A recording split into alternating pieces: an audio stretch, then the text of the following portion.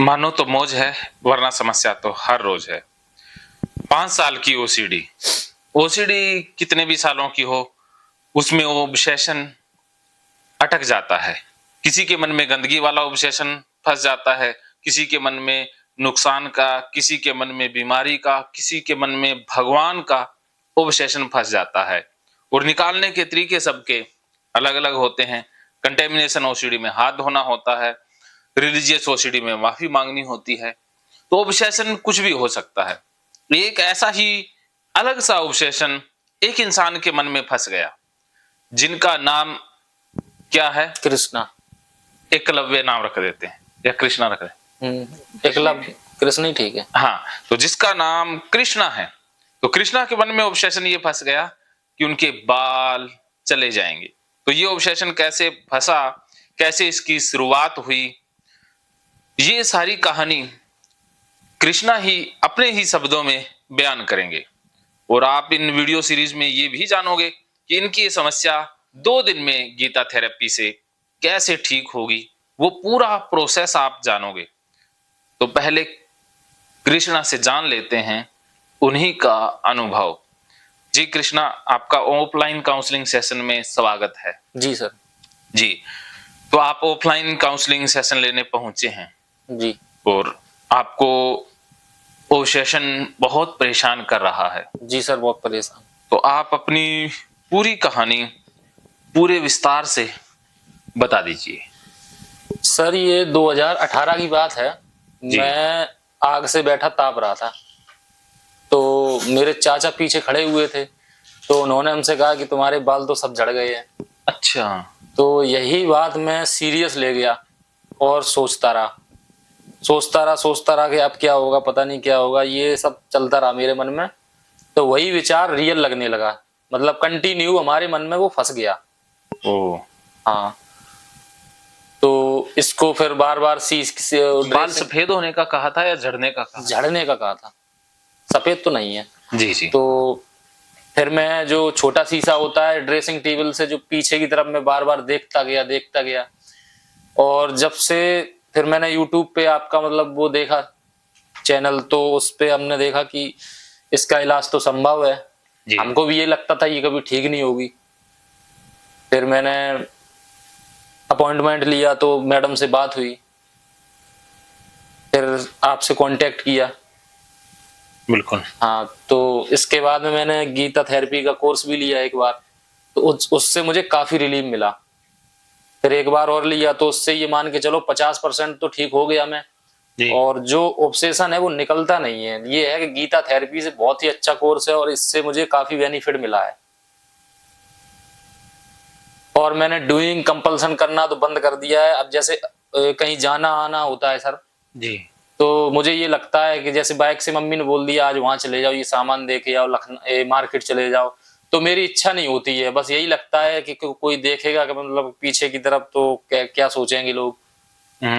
और जैसे छोटा भाई है तो उससे बोल देते हैं कि तुम चले जाओ मार्केट में जाना ही बंद हाँ, कर। मार्केट में या कहीं भी। लेकिन मैं अब जब से मेरा हौसला बढ़ गया है कुछ जब से मैंने गीता थेरेपी कोर्स लिया है, तो उससे मैं जानबूझ के जाता हूँ। बहुत बढ़िया। जो होगा सो देखा जाएगा, सोचने दो, लोग हैं कुछ भी सोचेंगे। तो यही है सर कि अब मैं आपसे ऑफलाइन क्लास लेने आया हूं, तो मैं तो कॉन्फिडेंस के साथ आया हूं कि मैं बिल्कुल ठीक हो जाऊंगा। बिल्कुल।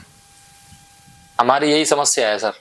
जी, तो बस आपके चाचा ने आपको कह दिया कि अरे तेरे तो बाल झड़ने लगे। हाँ, और आपने उस बात को बहुत ज्यादा सीरियस ले लिया। मतलब घबराहट सब कुछ उस टाइम हो गया था। हमको घबराहट भी हुई थी, डर भी था कि अब ऐसा होगा नहीं कि दोबारा निकलेंगे नहीं बाल।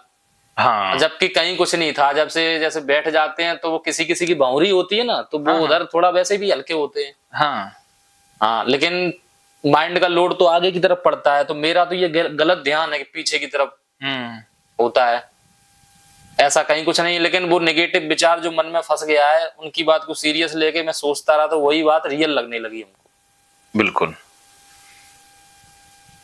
आपके बाल तो नहीं झड़े, लेकिन आप परेशान जरूर हुए। हाँ। बाल तो आप वीडियो में भी सभी देख पा रहे हैं कि बहुत ज्यादा बाल हैं। आपके बाल तो मुझसे भी ज्यादा हैं। इतने बाल तो मेरे भी नहीं है, या 80% इंसानों के इतने गहरे घने बाल नहीं होते जितने बाल आपके हैं, लेकिन आपने बर्डन ले लिया है। बढ़ ले लिया, और इस कारण मेरा चेहरा और आंख आंख एकदम पीली पीली सी रहती है। अभी तो आप चेहरे से समझ रहे होगे। हाँ हाँ हाँ।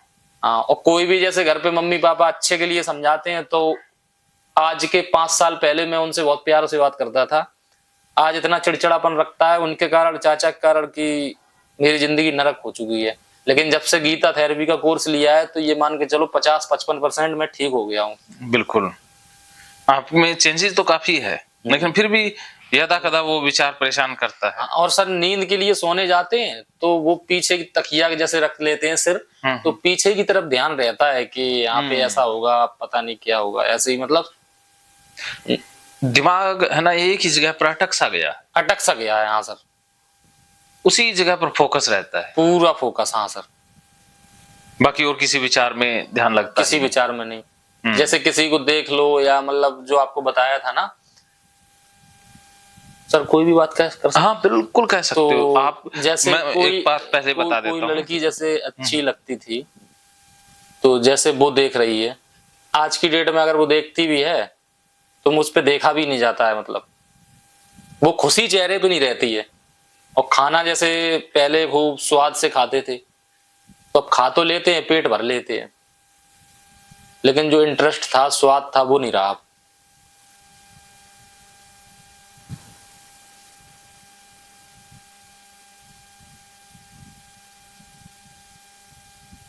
इस विचार ने काफी आपको दुखी किया है। जी सर,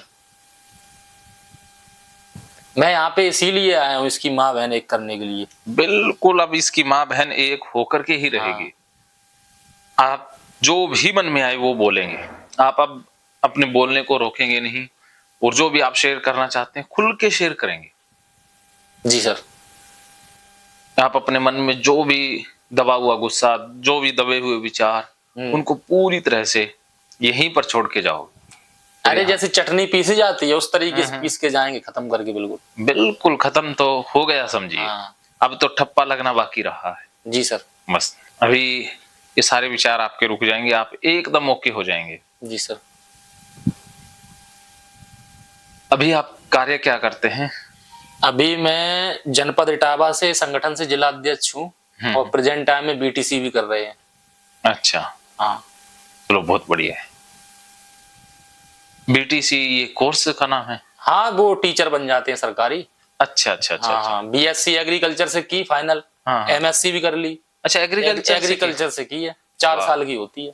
अच्छा, उसमें क्या क्या सीखा? उसमें ये सीखा है, जो हम लोग खेती करते हैं, और जो हर होते हैं कल्टीवेटर वगैरह, किस तरीके से बुआई करनी चाहिए अपने खेतों में, और किस तरीके से, और जैसे कितनी भी खेती है उसके मतलब कितना बीज डालना चाहिए, और पानी का निकास कहाँ से करना चाहिए, और कितनी दूरी से है, तो क्या क्या सुविधा वहां पे उपलब्ध होनी चाहिए। तो आपने यहाँ देखे खेत, तो यहाँ क्या क्या लगा? यहाँ का सर, मुझे जो रहन सहन है और खेती काफी ज्यादा होती है, तो यहाँ तो लोकेशन मुझे बहुत अच्छा पसंद आया। क्योंकि यहाँ पे आया तो जो घर पे खुशी नहीं मिलती थी, वो यहाँ आके एकदम चेहरा खिल सा गया। मतलब अच्छा लगा, आसपास रौनक है, और आपके घर पे तो पता नहीं जादू है क्या। जादू नहीं, बस शांति है। शांति है, शांति, और पेड़ पौधे हैं, तो थोड़ा मन को खुशी मिलती है। बिल्कुल। जैसे अगर किसी की 70 साल उम्र लिखी हुई है, तो यहाँ अगर वो रहेगा ना, तो 10 साल अपने आप बढ़ जाएंगे। ये तो है। ये प्रकृति का जादू है कि हम भीड़ भड़ाके में रहेंगे, प्रदूषण में रहेंगे, जी, जी। तो शारीरिक और मानसिक उम्र दोनों ही घट जाती है। अगर हम शांत वातावरण में रहेंगे, शुद्ध वातावरण में रहेंगे, तो बीमारी नहीं घेरेगी, बीमारी भी नहीं घेरेगी, और मन भी अच्छा रहेगा। तो अभी भी मन में क्या बैकग्राउंड में वो विचार चल रहा है, या कई बार स्टॉप हो जाता है? अच्छा, नींद के बारे में बताइए, कैसे सोते हैं तब ये विचार क्या तंग करता है? जब हम ठीक थे ना जी, तो दिन में तो खूब बढ़िया एकदम फ्रेश उठते थे, दिन में नींद भी आ जाती थी। जैसे आलस आया, खटिया पे लेटे, तुरंत नींद आ गई। आज की डेट में रात में तो सो जाते हैं जैसे तैसे, आ जाती है, लेकिन जब सुबह उठते हैं तो विचार वही फिर मतलब अपना काम शुरू कर देता है। उठते ही, और सुबह सुबह तो 1-2 घंटे तो बहुत ही आते हैं, फिर दिन में कम हो जाते हैं। बिल्कुल, लेकिन दर्द वो रहता है जो माइंड में, ये नसों में। हाँ, मतलब अटक सा जाता है वो वहीं उसी जगह।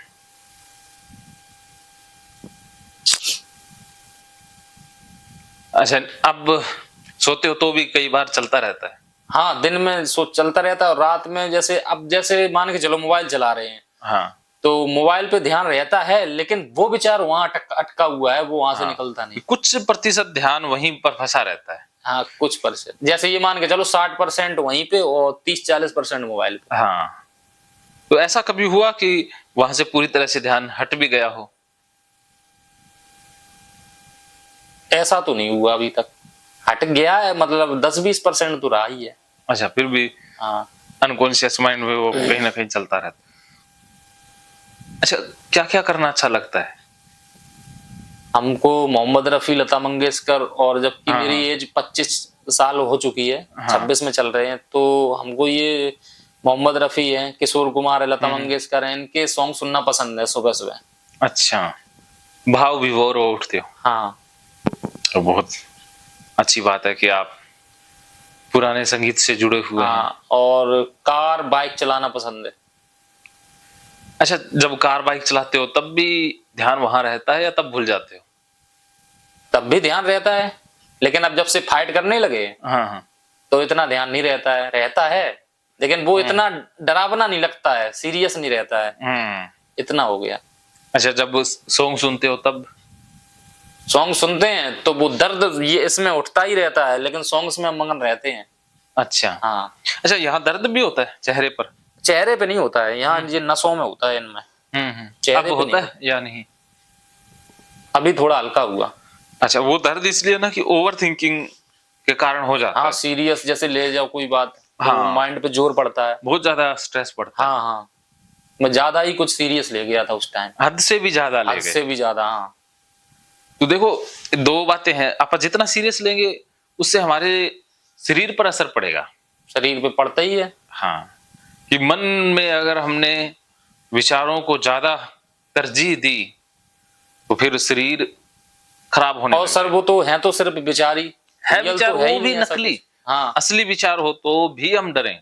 और मैं एग्जाम्पल में एक बात और बताना चाहता हूँ, मेरे पड़ोस में एक लड़के के तो पूरे गायब हो गए थे बाल। हाँ, गंजे हो जाते लेकिन हैं। वो टेंशन थी उसको, लेकिन हाँ, इतनी नहीं थी। अब्बा के बाल बहुत एकदम बढ़िया है, पता नहीं क्या बना के दे दिया एक बाबा ने। हाँ।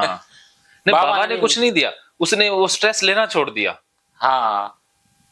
हाँ। तो ये कह रहा था हम फांसी लगा के मर जाएंगे अब हाँ, बाल तब नहीं वो जमे। डिप्रेशन में था। हाँ। तो बाबा के कहने से उसने समर्पण कर दिया, छोड़ दिया कि जो होगा सो देखा जाएगा, या बाबा के ऊपर उसने इतना बिलीव कर लिया। नहीं, वो बाबा नहीं था, मतलब उनके परिवार में कोई था, कोई भी बुजुर्ग। था। हाँ, हाँ। हाँ।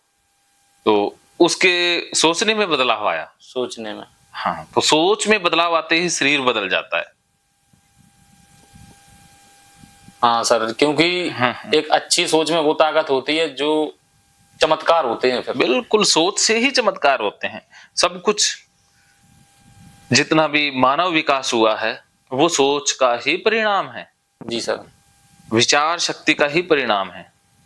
आपने विचार शक्ति का दुरुपयोग किया तो परिणाम आपको भी मिला। 5 साल से नरक में जिंदगी है बिल्कुल। हाँ, लेकिन अब आप निकल सकते हो कि ये विचार को एज ए विचार ही डील करना है, ना कि इसको ओवर वैल्यू देनी है। जितनी आप दे चुके हो उतनी वैल्यू देने से, जितनी वैल्यू आप दे रहे हो उससे ये मानसिक रोग ही पैदा होते हैं। अच्छा, तो अब आप कोई कंपल्सन करते हैं या अभी सिर्फ ऑब्सेशन ही फंसता वो है? शीशे से जो देखते थे ना ड्रेसिंग टेबल से पीछे, तो अब वो तो बंद कर दिया मैंने जब से वो कोर्स हाँ। लिया, बिल्कुल बंद कर दिया। अच्छा, जो डूइंग करना है वो स्टॉप कर दिया। हाँ, डूइंग स्टॉप कर दी। और अवॉइडेंस जो अवॉइड करते हैं? अब डूइंग तो ऐसा है कि जैसे कोई आदमी मिल गया तो उसी से पूछने लगे तुम अपने बालों में कौन सा तेल लगाते हो। अच्छा। तो ये भी तो एक डूइंग है। हाँ, ये भी कंपल्सन है। हाँ। पूछना। हाँ। चलिए, आपने काफी हद तक रिकवरी महसूस की है। जी सर। बाकी अब हो जाएगी। आपसे मैं एक बात कहना चाहता हूँ। जी सर। एक कहानी मैं पहले आपको कह देता हूँ, उस कहानी को समझ करके आप आगे बढ़ेंगे। एक बार एक इंसान भगवान को बहुत गालियां निकालता है। वो भगवान पर दोषारोपण करता है कि भगवान तुम मेरी मदद करते ही नहीं हो, बाकी पूरी दुनिया की मदद करते हो, मेरी मदद नहीं करते हो। तो एक दिन भगवान उसके सामने प्रकट हो जाते हैं और कहते हैं कि बंदे, तू मुझसे बहुत खफा है, बहुत शिकायतें करता है, बता तेरी समस्या क्या है। तब वो आदमी कहता, भगवान तुम सारे जहान की मदद करते हो, मेरी मदद नहीं करते। तो भगवान कहते, बंदे मैं तेरी मदद करता हूं, लेकिन तू शिकायतों में इतना उलझा है कि मेरी मदद को समझ ही नहीं पा रहा है। तो फिर वो आदमी रोने लग गया।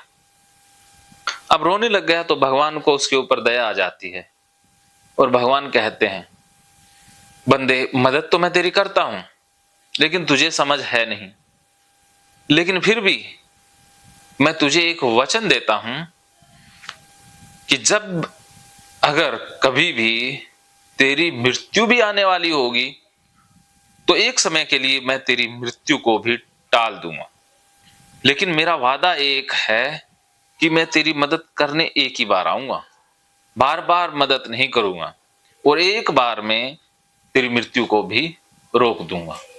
तो तू जब चाहे तब मदद ले सकता है। जब भगवान ने ये बातें कही तो वो आदमी सोचने लग गया। उसने सोचा कि अरे भगवान तो एक बार मदद करेंगे, तो आज अगर भगवान से कुछ मांग लिया, रुपया पैसा गाड़ी, और कल को कहीं मौत आ गई तो सारा का सारा धरा का धरा रह जाएगा। तो इससे अच्छा है कि कभी मौत आ जाए फिर भगवान से जीवन मांग लेंगे, कम से कम दोबारा जीने का मौका तो मिल जाएगा।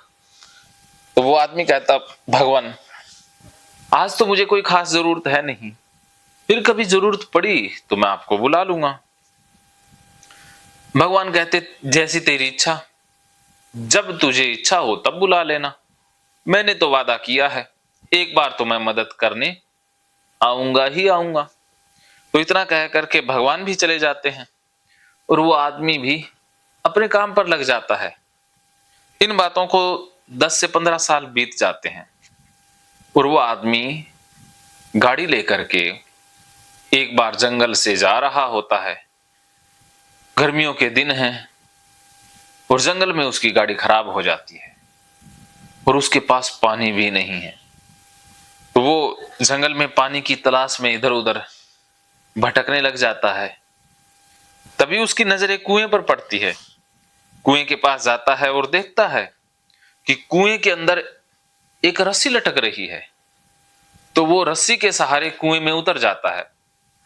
जब बीच में चला जाता है तो नीचे देखता है तो नीचे एक मगरमच्छ पानी में बैठा है। और फिर वो ऊपर देखता है तो ऊपर एक कुएं के ऊपर शेर खड़ा है। तब उसे लगता है, अरे नीचे गया तो मगरमच्छ खा जाएगा, ऊपर गया तो क्या खा जाएगा? शेर खा जाएगा। तो नीचे भी मौत, ऊपर भी मौत, अब तो नहीं बच सकते। उसको याद आया कि अरे भगवान ने तो एक बार वादा किया था कि एक बार मृत्यु से भी वो मुझे बचा देंगे। उसे लगा भी आज ही वो दिन है, मृत्यु दोनों तरफ है, अब तो भगवान ही बचा सकते हैं। उसने भगवान को याद किया। भगवान प्रकट हो गए और कुएं की मुंडेर पर आकर के बैठ गए और कहते कि क्या हालचाल है बंदे। वो आदमी कहता, अरे भगवान हालचाल तो बहुत बुरे हैं, मुझे बचाइए। तो भगवान कहता, बचा तो मैं तुझे लूंगा, लेकिन तुझे एक काम करना होगा। तो वो आदमी कहता कि जल्दी बताइए भगवान, क्या काम करना है, मुझे बचाओ। भगवान उसे कहते हैं कि तू ऐसा कर, वो लाइट बंद करना। भगवान उसे कहते कि बंदे तू ऐसा कर कि तू ये रस्सी छोड़ दे। वो आदमी कहता, अरे भगवान अगर मैंने ये रस्सी छोड़ी तो मुझे ये मगरमच्छ खा जाएगा। भगवान कहते, फिर तू रस्सी पकड़ कर ऊपर आ जा। फंसा हुआ था। भगवान कहते, तू ऊपर आ जा। तो वो आदमी कहता, अरे भगवान ऊपर आया तो शेर खा जाएगा। भगवान फिर से कहते कि फिर रस्सी छोड़ दे। वो आदमी कहता, रस्सी छोड़ते ही तो मगरमच्छ खा जाएगा। भगवान कहते, फिर रस्सी पकड़ कर ऊपर आ जा। वो आदमी कहता, अरे भगवान रस्सी पकड़ करके ऊपर आया तो शेर खा जाएगा। भगवान कहते फिर तू रस्सी छोड़ दे। तो वो आदमी कहता नहीं छोड़ सकता। भगवान कहते फिर ऊपर आ जा। अपनी बुद्धि लगाता रहा वो। आदमी कहता ऊपर भी नहीं आ सकता। हाँ। भगवान कहते, अरे बंदे, जब तू मेरे लिए कुछ करने को छोड़ेगा ही नहीं, तब तक मैं तुझे कैसे बचाऊंगा। जी। अरे बंदे, तू मेरे ऊपर विश्वास रख। जब तू मेरे लिए कुछ करने को छोड़ेगा तभी मैं बचाऊंगा। मैं तो भगवान हूं। तू रस्सी छोड़ देगा तो जब मगरमच्छ खाने लगेगा तब मैं बचा लूंगा। मेरा काम तो तब शुरू होगा ना जब तुझे मगरमच्छ खाने लगेगा। मौत बिल्कुल करीब आ जाएगी। या फिर तू रस्सी पकड़ कर ऊपर आ जा। जब तुझे शेर खाने लगेगा तब मेरा काम शुरू होगा, तब मैं बचा लूंगा। तो कृष्णा, आप बताओ कि वो आदमी क्या गलती कर रहा था। वो आदमी अपने आप को समर्पण नहीं कर रहा था भगवान के ऊपर, और अपनी बिल्कुल। बुद्धि, हाँ। अहंकार था उसमें। बिल्कुल। और वो वही मतलब अपना